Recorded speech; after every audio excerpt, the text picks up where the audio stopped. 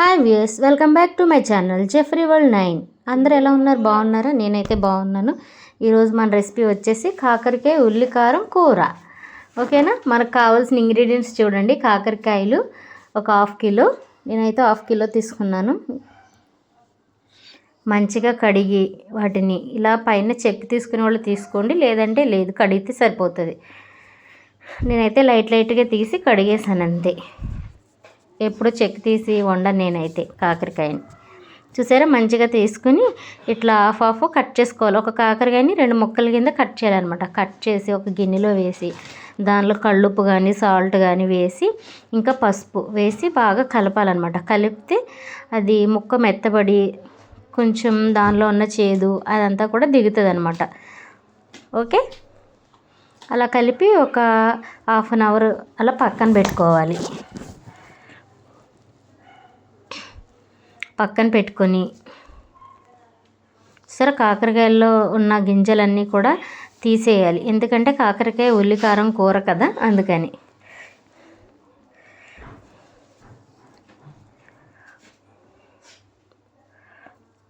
లోపల అలా ఎంటీగా ఉండాలన్నమాట.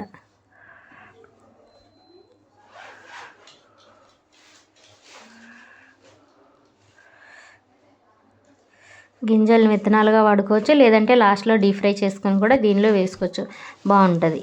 కానీ కొంచెం చేదైతే ఉంటుంది.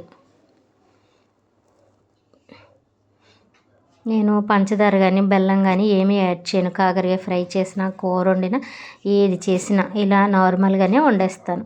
మనకు కావాల్సిన ఇంగ్రీడియంట్స్ చూస్తున్నారా? ఆనియన్స్ ఇలా మంచిగా కడిగి కట్ చేసి మిక్సీ జార్లో పెట్టుకున్న, వెల్లుల్లి, జీలకర్ర, ఇంకా ఎండుమిర్చి 2, ఇంకా కొంచెం కారం అన్నమాట వేసి మంచిగా మిక్సీ పట్టాలి కొంచెం వాటర్ వేసి. ఈలోపు ఒక గిన్నెలో మన ఆయిల్ తీసుకుని వేడవనిద్దాము. ఈలోపు కాకరకాయలు నీట్గా కడిగి పెట్టుకుని మంచిగా చేసిన తర్వాత ఏదైతే మిక్సీ పట్టుకున్నామో అది చూపించలేదు నేను మీకు. మిక్సీ పట్టిన తర్వాత ఆ పేస్ట్ని ఈ కాకరకాయల్లో ఫిల్ చేయాలన్నమాట. ఫిల్ చేసి ఆయిల్ వేగిన తర్వాత ఈ కాకరకాయలని వేసి ఫ్రై చేయాలి. చూడండి మంచిగా ఫ్రై అవుతున్నాయి. గరిటె పెట్టి తిప్పేయకూడదు, అప్పుడప్పుడు తిప్పుతూ ఉండాలి అంతే. మిగిలిన ఉల్లిపాయ పేస్ట్ కూడా లాస్ట్లో వేసుకుంటే చాలా బాగుంటుంది. ఇలా వేగనివ్వాలన్నమాట కాకరకాయలో వేసి గ్రేవీ లాగా. కొంచెం కరివేపాకు కూడా వేసుకోవాలి, తాలింపులాగా లాస్ట్లో వేయాలి.